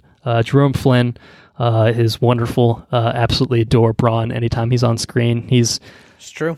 Easily one of the most, alongside, of course, King Bobby B, one of the most charismatic characters, and the good news is that we'll see him at least in season 2. Who knows if we'll see him beyond? Maybe. I don't know. I know, but maybe you don't know. I think you know. Maybe our listeners don't know. There's no way to know. There's absolutely no way to know. Episode 5, the fucking Clegane Bowl. Fucking the Hound versus the Mountain at the tournament. That was fucking dope. I really, really like the first actor they got for the Mountain. So the Mountain gets recast like 700 times throughout this show. But the guy they had in this first season he's a fucking terrifying looking dude. I'll tell you that. He is, yeah. For sure, he's massive. I don't know how tall that guy is. Chops that guy's that fucking horse's head fucking horse right off. Yeah, man. He's pissed. Oh, on the side note of the tournament of for the hand, did you notice one Danny Rand amongst the? Yeah, I did. I noticed Danny Rand, and I don't know if it's that episode or another episode. Danny Rand knows how to shave a man. Yeah. Yeah, Danny Rand's get a little intimate with Renly Baratheon. Yeah, but it's always fun to kind of go back and see stuff. He does have a cool helmet, though. He does. Yeah, he's got a pretty nice set of armor, which he's. I don't think they were never that overt about it in the books. I don't think with the sexuality, but. They're it's like as coded as you could be with immediately flagging like he's the Knight of the Flowers, and doesn't he have like a rainbow guard or something like that? They're trying to maybe it's Renly, I think it's that as the rainbow guard. He's super. It's like they were trying to tip you off without being like, hey, sex position. Now you get it. It's one of those things. Some things have to be dumbed down or at least spelled out. Otherwise it's not totally apparent. But it's weird because it's like Littlefinger totally calls Renly out in this big crowd, and I'm presuming that homosexuality is very looked down upon in this society because he's so secretive about everything. In King's Landing, we learn about this later in later seasons. Okay, yeah, I don't remember. In the southern, Dorne. You're talking about Dorne. Yeah, okay. They don't. Give Dorne's kind of separated from really. Okay. It's part of the I guess the Seven Kingdoms, but I think they retain their own rulership, if I'm not mistaken. But his grandmother, what's his face's grandmother? I can't remember her name, but she's totally badass. Tyrell, you talking about this? Yeah. She's like, you people take yourselves too seriously. Yeah. She's a fucking, oh man, wait till we get to her. Yeah, she's level 9,000. There's plenty of good stuff on the horizon. There's no doubt about it. No doubt about it. But anyways, yeah. So one thing, I mean, he's got cool armor and everything, but they don't. Like you say, it's probably just because it's TV and everybody needs FaceTime. But that was something. That and food was something that George R.R. Martin articulated super clearly. Yeah, and was writing and spent a lot of time just describing every intricate detail. And it's kind of, I mean, without showing direct cinematography right up on the armor, you wouldn't notice that stuff. And you don't really pay any mind to it. but they don't even acknowledge it amongst characters. Not really. So I don't know. It's one of those things that's kind of lost in translation, I guess. But yeah. Anyways, yeah, he chops that fucking horse's head off. So that's a thing. It's pretty hardcore. Pretty hardcore. Episode 6. Episode 6 has the revelation of the incest by Ned, which is a good moment. When he comes to that realization, I liked that. The trial by combat for Tyrion was fun. The Moon Door, we talked a little bit about the Eyrie, so not much more there. But we did not talk about a crown for a king. The death of the death of the shithead Viserys Targaryen. Very satisfying, I would say. Definitely a cathartic moment. Sometimes in this show, people that you don't like die. Sometimes people that you really like die. You get a bit of both. You got to take the good with the bad. But that was a satisfying moment for sure. Is just to see that fucking shithead just get what was coming to him. It's good. It's fucking head. And now he's going to be Professor X. So he's moving up in the world, I guess. I'm going to have a hard time. Yeah, I'm going to have a hard time. I don't know if he'll be bald, but he probably won't have the long silver hair. So it might. I feel like it might be. I separated really hope he's visually. Bald, and I really don't recognize him. Otherwise, I'll probably just like, I fucking don't like you. He's such a terrible person. Yeah. And we didn't talk about it. Like I didn't make a note of it. Like the early episodes, he's also very creepy with Dany. Like he goes around. You can fuck her all you like and blah blah blah. I don't give a shit. Blah blah blah. And I'm gonna pinch your nipples and I'm gonna do all this weird shit. He's just a fucking shitty fucking. He's a shitty fucking guy. It's good. He got his crown and he deserved it. He deserved every bit of that crown. Yeah, absolutely. Good riddance, I say. Episode 7, introduction of Tywin Lannister, is one of the most badass introductions of any character in the show. He's skinning that fucking stag, talking to Jaime, and he's so... Charles Dance is so fucking commanding in that role. I love every scene with Tywin. He is also kind of a shithead, but he's a smart shithead, and that's what makes him, I think, so compelling, is that even when he's doing things that I'm on Team Stark or whatever, he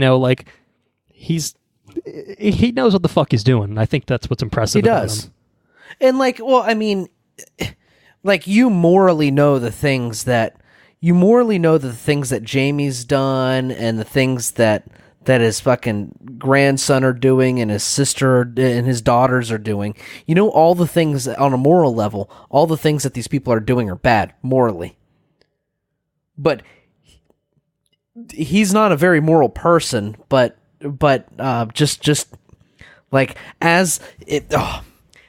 he's a legacy man, and I think that's what's so fascinating about him. And he talks about it while he's skinning the deer. The only thing that lasts is our name. And you're over here fucking off doing this. You've been a fucking bodyguard for however many years, and I got my sister and she's doing this and she's not reining in her fucking son and chopping off Ned's head, which was fucking stupid, everything's just, we're on the cusp of something I've been working for my entire life, and you fuck-ups are squandering it all away. Yeah, I need you to realize what we're working towards. And I don't know. I agree with you. He's definitely commanding, and he's a menacing fucking man. Yeah, for sure. Yeah. He's definitely an imposing presence for sure. But and it's he's just very matter of fact. He's cool. He's calculated. He's almost like a really bad version of Tyrion. Like I can see a lot of Tyrion and his dad. Just the way that they can put the pieces together and command what they need to do, and they just have a clear understanding of their goals and how to obtain them. But one's really like he has no moral compass, and the other one's it feels like he's a decent person. So I don't know. And I think that's the interesting dynamic between Tyrion and his father. I think there are a lot, and it's one that we'll see play out in the several seasons to come. It's true. So other things in episode 7, Uncle Benjen goes missing. He doesn't come back, right? Or did he leave? Well, so the horse comes back without an Uncle Benjen atop it. So right, okay. So that's the conflict for that. So I don't know. Maybe we'll have to pick up that thread at some point if they ever address it again. Which, I don't know. They might, but not in the way you might expect them to. I don't know. Or maybe they do. I don't know. Yeah, so I bring it up because I don't know. We'll see.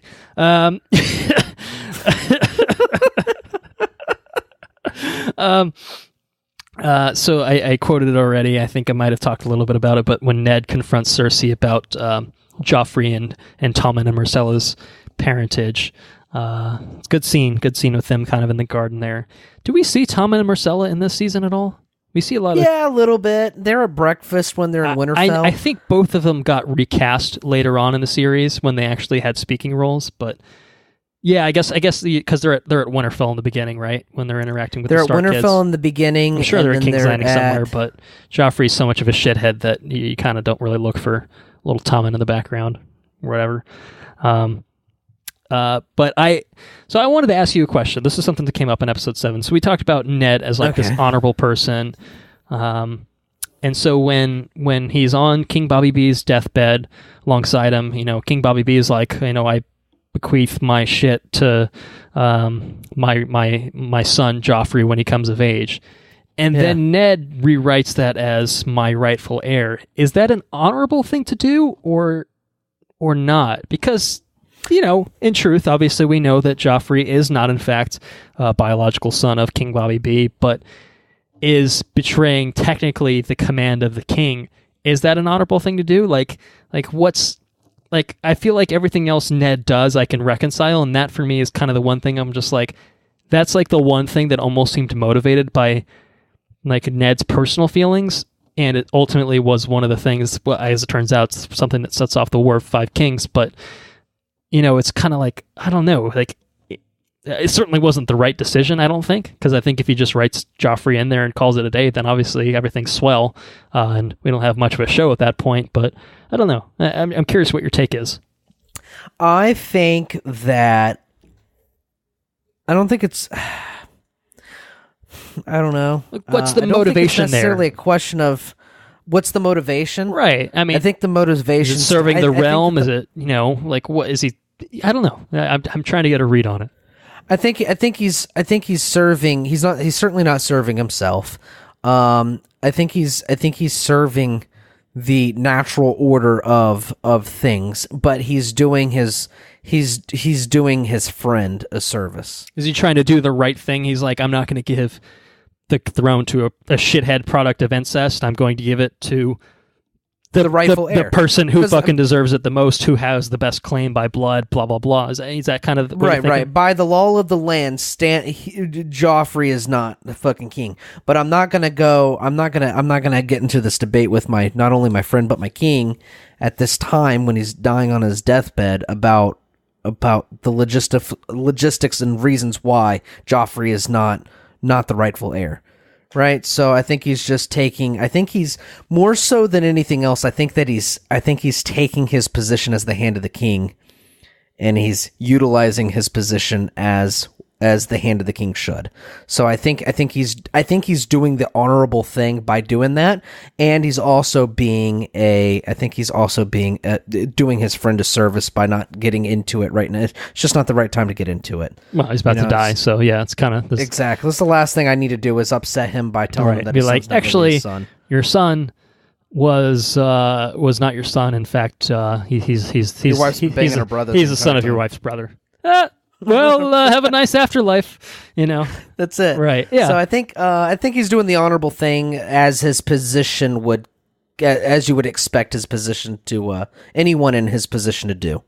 You know what I mean? Mm-hmm. I think anybody in that position should do the same thing. I think it's an honorable thing too. Okay. I don't see it as dishonorable. All right. I was just curious because it's like I said, it's one of the one times where it seems like he's not bending the truth. He's actually probably elucidating the truth, but he's doing it in a way that, I don't know. I guess it's I understand what you're saying. Right. Yeah. So anyway, it's questionable. Anyway, I will bring up another time that Littlefinger was a shit when he says, "I did warn you not to trust me." Holds the little dagger to Eddard Stark's throat.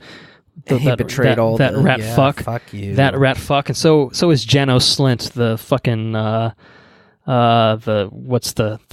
what are they called? The Kingsguard? No, not the Kingsguard. The City Guard, right? City Guard, yeah. Those are all shitheads. Fuck them all. Fuck them all. Burn them all! Burn them all! Yeah, I don't know. I've watched ahead by a couple of episodes, so.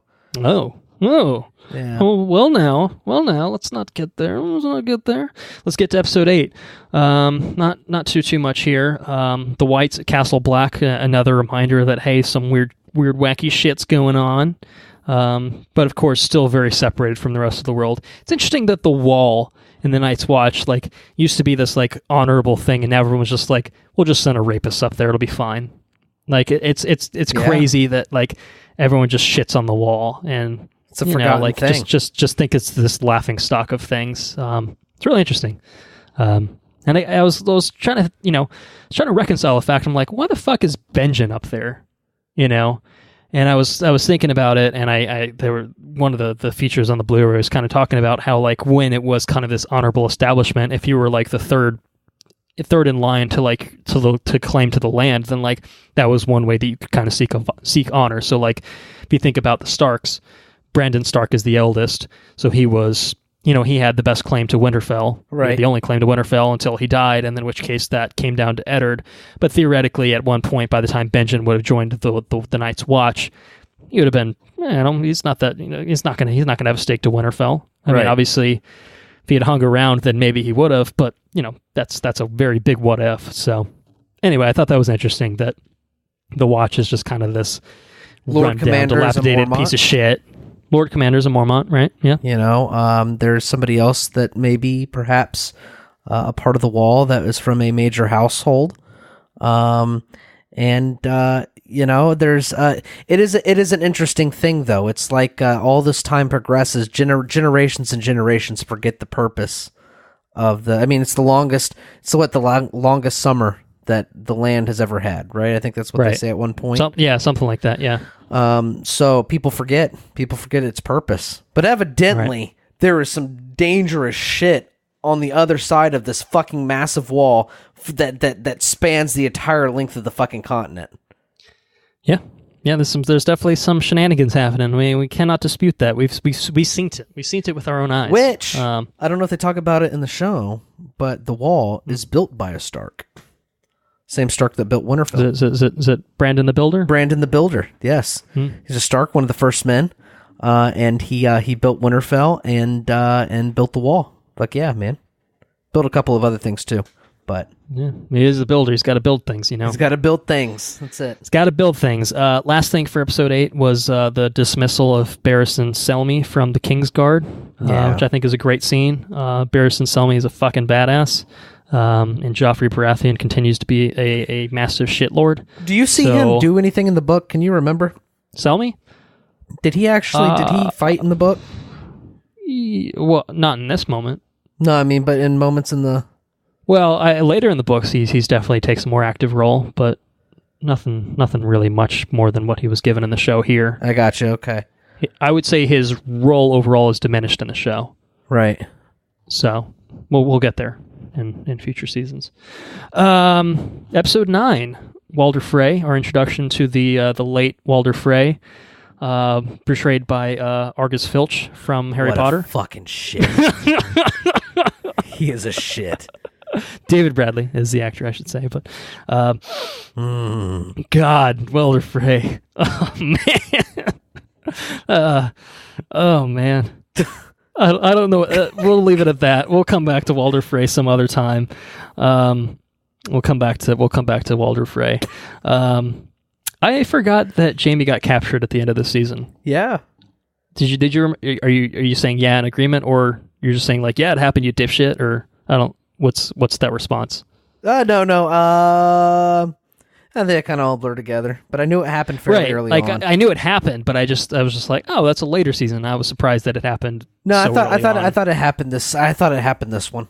I was pretty sure of it because I know it happened right around when they started fighting, when the warfare started. Because I remember him being a bargaining chip. That right. Yeah. So. Gotcha. But anyway. That was pretty badass. Good maneuver by the King in the North. The King in the North. That's it. To outmaneuver Tywin Lannister. Not so commanding after all, you dingus. I don't have much more actually for episode 9 and 10 than what we've already talked about. Longclaw, we didn't talk about that. That was a major Snow inheriting deal. that was a pretty big deal. Pretty cool. Pretty badass sword, Valyrian steel, as one Jon Snow puts it. Ned's beheading. Fucking Joffrey's just an absolute shitbag. The way how everything went silent when they cut his head off. Yeah, that was the editing there was really great. That was a moment for me. I was like, you know it's coming, but it's just like fuck. Every single time you see him looking around, Baylor, save my fucking daughter, save my daughter from everything. Oh man. Just props to Yoren, man. Yoren was being a badass. It's just the loyalty of the fucking North, man. It's just a testament to the fucking people. The people of the North are just so fucking cool. They are the coolest, I think. They just have a winter is coming. They have a fucking code, and they know what's up. They know what's up, and they're not fucking assholes. Like they're like they're grave people, they're serious people or whatever. But like they know what the fuck is up. They know winter is coming. They know what the real shit is about here. So yeah, good on you, the North. Good on you. And go ahead. Yeah. All right. So last couple thoughts for episode 10. Arry and Yoren. It's the beginning of Arya kind of having to come into her own out of necessity. So it's interesting to see the very end of her journey. You stupid boy. Yeah. I thought you were just yelling at me. I'm like, oh, what? Okay. Stupid boy. And then, some of the other stuff we really kind of touched on already. King in the North, and then Dany and her dragons, fire and blood. Khal Drogo fucking turning into a brain dead vegetable. Khal Drogo turning into a brain dead vegetable. The fucking witch burning too.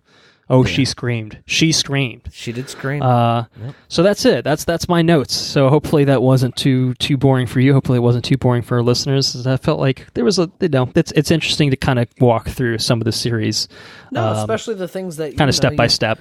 I talked about my goosebump moments. Khal Drogo vowing to Dany to give her the Iron Throne. That was cool. Yeah. There are to be fair, just as a side note, there are notes in here that I had that coincided with things you already talked about. So in the interest of not talking about them again, I elected to gloss over them. So there was definitely a lot of commonality with what you talked about and what I kind of came away with for each episode. So really that's season 1. That's season 1 of Game of Thrones, really. So before we wrap up, I want to ask you your favorite episode. What's your favorite episode of season 1? You got 10 options, and you got to pick one. I picked episode 7.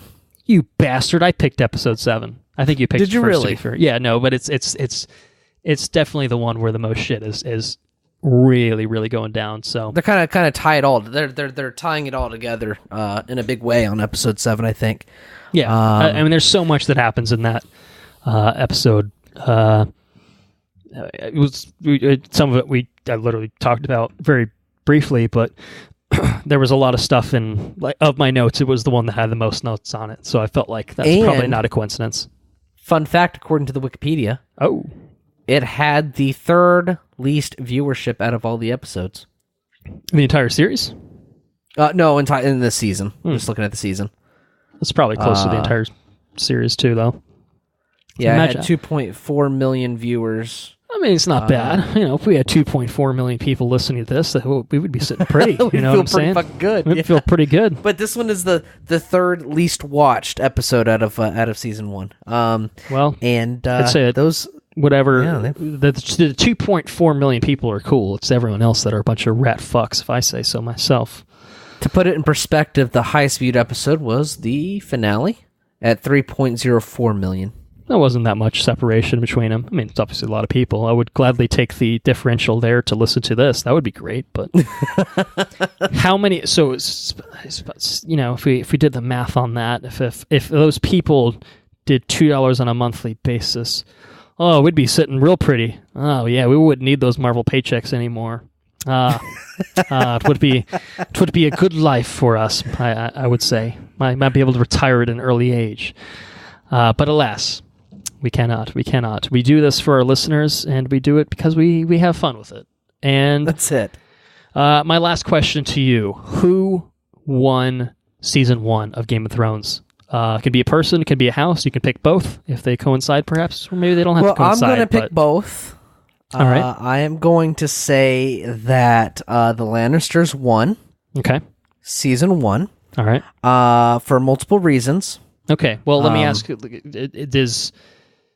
who won the season for you, person-wise? Because person-wise, yeah, Tyrion Lannister won season 1. Okay. All right. So I half agree with you. I was curious if we were going to totally coincide with our agreement. No, Tyrion Lannister won season 1, in my opinion, because he came from you see him, the first time you see him, he's sleeping in a fucking barn with pigs and shit, and he's recognized as a drunk, and he slaves with prostitutes, and you just don't know what to think of him. He goes on this ridiculous adventure over the course of season 1, and now he is hand to the king, sleeping in the Red Keep, which is quite ridiculous. He's got the recognition of his father. He has what is essentially his task, as his family has recognized him and given him, as far as the patriarch of the family has told him to do. He is essentially to rule, and not in the king's stead because the king's there, but he's supposed to fucking rule. Be the king, basically. Right. Be the king. Right. So Tyrion has gone from sleeping with pigs to essentially being the fucking king, which is a ridiculous thing. Okay. But as a family, you have Tyrion Lannister, who is playing the role of the king at the end of season 1. You have Joffrey, who is essentially the recognized king of Westeros, and then you have the queen, who is the queen regent, and she's supposed to be she's got a healthy hand on the throne and the way things operate in King's Landing, and you don't have you have Tywin losing a couple of fights, okay, but there is no sense of like well, you think about it, and it's like, what other house could you posit would, like, Starks are fucking in disarray. Like, obviously, right. Robb won a victory, but Ned lost his head. Sansa's going through some shit. Arya is having to flee the city as a boy. Like, definitely not the top Starks. to bottom. That things aren't going that well for them. Baratheon, depends on how you look at it, I guess. I feel like the death of Bobby B and Renly's fleeing the city kind of disqualifies them, but Joffrey, if you qualified him as a Baratheon, which legally he is, that could be a big boon for them. But overall, it's I think the Lannisters, in spite of some, like Tywin's like, oh, they just lost a battle and they lost the Kingslayer to the Starks, but overall, they've basically usurped power for all intents and purposes. So it's like, yeah, they're kind of the clear winners here. They have a dynasty that's going to last 1,000 years, which is they're on the throne. They're on the throne. If they can keep fucking it up, in a way, they can. Yeah, I mean, what the fuck's going to? So yes, I as I said, I half agreed with you. House Lannister definitely won the season for me. I already just kind of pushed the other houses out of the way.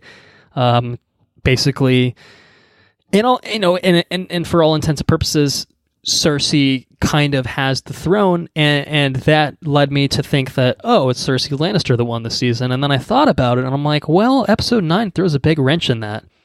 So I said that Joffrey Baratheon won the season because he is an absolute shithead that did nothing of value, but he's the fucking king. Okay, yeah, you're not and wrong. And he asserted his authority. He is the reason that Ned Stark got killed. Cersei was totally game to have Ned sent off to the wall. You could visibly see she's like, fuck, when Joffrey was like off of his head.